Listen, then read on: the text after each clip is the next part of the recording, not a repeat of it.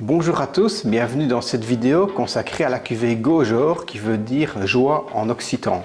Nous sommes donc dans le sud de la France, dans la région des Corbières, sur un domaine qui s'appelle La Bastide, millésime 2022, avec un vin qui est travaillé en terrasse du Quaternaire sur un sol essentiellement composé de gros galets roulés, avec une très belle exposition et un rendement de 40 hectos à l'hectare, ce qui nous donne déjà des vins avec une belle profondeur.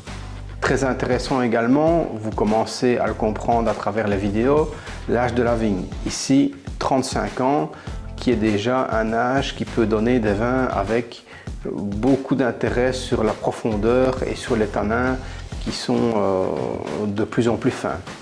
Avec un assemblage qui va être de Cabernet, de Merlot et de Côte. Cabernet Merlot, jusque-là, vous me direz, ça ressemble au Bordelais, mais le Côte est le cépage qui, lui, vient du sud-ouest.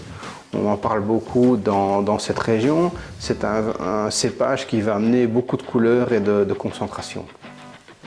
Alors, vous remarquez que j'ai carafé le vin, puisqu'il y a une demi-heure, quand je l'ai ouvert, je le trouvais assez fermé.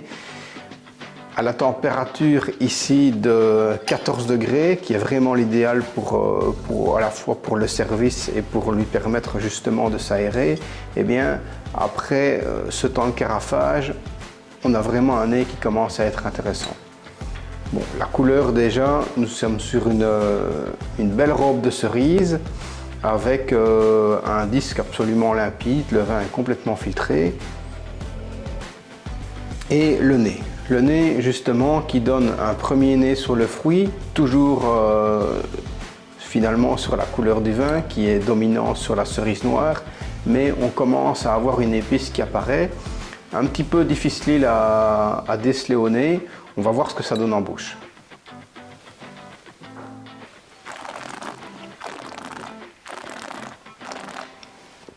Voilà, là ça se précise vraiment bien.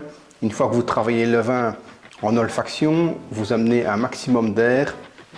Évidemment, la cerise noire est très présente. On a ce petit tanin qui fait penser au noyau de la cerise.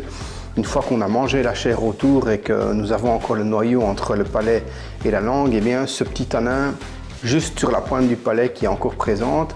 Et puis l'épice qui arrive, là c'est vraiment un peu comme une révélation, c'est la muscade. La muscade qui vient éclater l'arôme du fruit, lui donner beaucoup de personnalité, avec cette longueur en bouche qui est tout de même assez puissante, assez longue.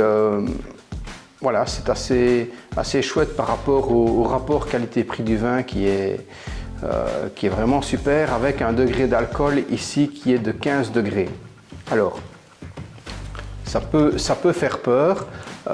Attention que l'alcool, pour autant que le vin est servi à la bonne température, j'insiste bien là-dessus, 14 degrés de température de service, vous n'aurez aucun souci.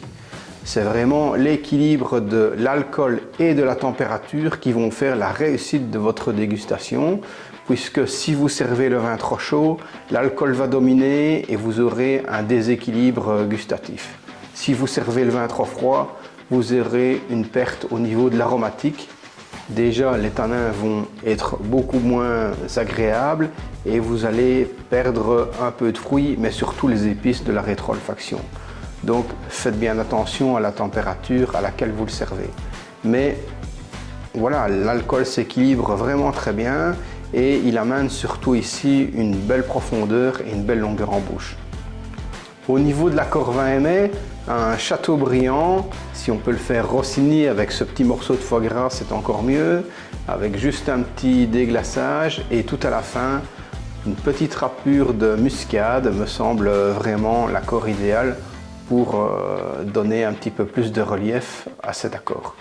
Voilà, j'espère que cette vidéo vous aura plu. N'oubliez pas des petits likes, suivre le lien qu'il y a en dessous de la vidéo ou dans les newsletters, envoyer un petit mail sur ce qui vous intéresse et santé à tous, à bientôt.